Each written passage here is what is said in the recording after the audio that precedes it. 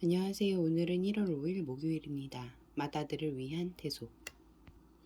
민수기 3장 40절부터 51절까지 말씀입니다. 여호와께서 또 모세에게 이르시되 이스라엘 자손의 처음 태어난 남자를 1개월 이상 다 계수하여 그 명수를 기록하라. 나는 여호와라. 이스라엘 자손 중 모든 처음 태어난 자 대신에 레위인을 내게 돌리고 또 이스라엘 자손의 가축 중 모든 처음 태어난 것 대신에 레위인의 가축을 내게 돌리라. 모세가 여호와께서 자기에게 명령하신 대로 이스라엘 자손 중 모든 처음 태어난 자를 계수하니 1개월 이상으로 계수된 처음 태어난 남자의 총계는 22,273명이었더라. 여호와께서 모세에게 말씀하여 이르시되 이스라엘 자손 중 모든 처음 태어난 자 대신에 레위인을 취하고 또 그들의 가축 대신에 레위인의 가축을 취하라. 레위인은 내 것이라. 나는 여호와니라. 이스라엘 자손의 처음 태어난 자가 레위인보다 273명이 더 많은즉 속전으로 한 사람의 5세겔씩 받되 성소의 세겔로 받으라. 한 세겔은 20개라니라. 그 더한 자의 속전을 아론과 그의 아들들에게 줄 것이니라. 모세가 레위인으로 대속한 이외의 사람에게서 속전을 받았으니 곧 이스라엘 자손의 처음 태어난 자에게서 받은 돈이 성소의 세겔로 1365세겔이라. 모세가 이 속전을 여호와의 말씀대로 아론과 그의 아들들에게 주었으니 여호와께서 모세에게 명령하심과 같았느니라. 전체 말씀에서 하나님은 어떤 분입니까? 우리의 생명과 재산의 주인이십니다. 하나님이 이스라엘의 맏아들과 가축의 맏배에 대한 소유권을 선언하신 근거는 출애굽 구원, 즉 애굽의 장자와 가축의 맏배가 죽을 때 이스라엘은 하나님의 은혜로 죽음을 면하고 애굽에서 탈출한 사건에 있습니다. 출애굽 이후 이스라엘 백성의 생명과 가축은 하나님의 것이 되었습니다. 하나님은 이스라엘의 장자와 가축의 맏배를 자기에게 돌리라고 하심으로 이스라엘 전체에 대한 소유권을 상기시키셨습니다.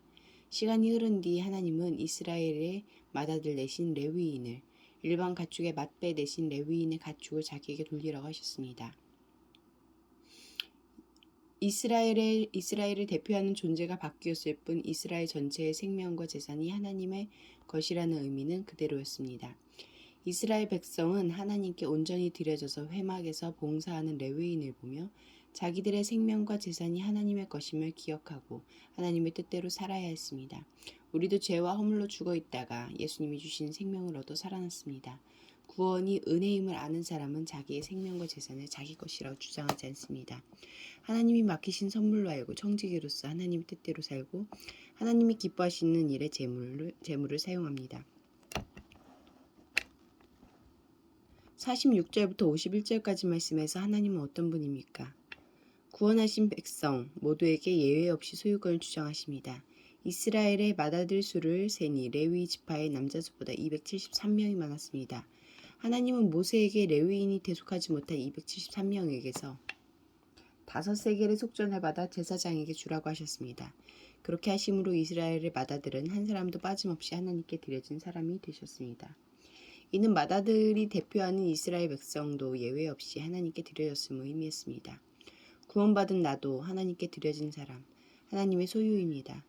교역자들이나 전임 사역자 혹은 몇몇 특별한 사람만 하나님께 전적으로 헌신해야 한다고 여기면서 나는 그런 의무에서 벗어났다고 생각하진 않습니까? 다른 사람들의 신앙을 논평하고 헌신을 평가하기 전에 내 삶을 온전히 하나님께 드리고 있는지 살펴봅시다. 기도하시겠습니다. 공동체를 위해서는 저희의 모든 것이 하나님의 것임을 기억하며 충성스러운 청지기로 살게 하소서. 열방을 위해서는 엄격한 이슬람법이 제도화된 아프가니스탄의 기독교인은 심각한 인권 탄압을 받을 뿐만 아니라 인도적 지원에서 제외되고 있다. 아프가니스탄 기독교인들에게 적실한 지원이 이루어지도록 함께 기도하시겠습니다.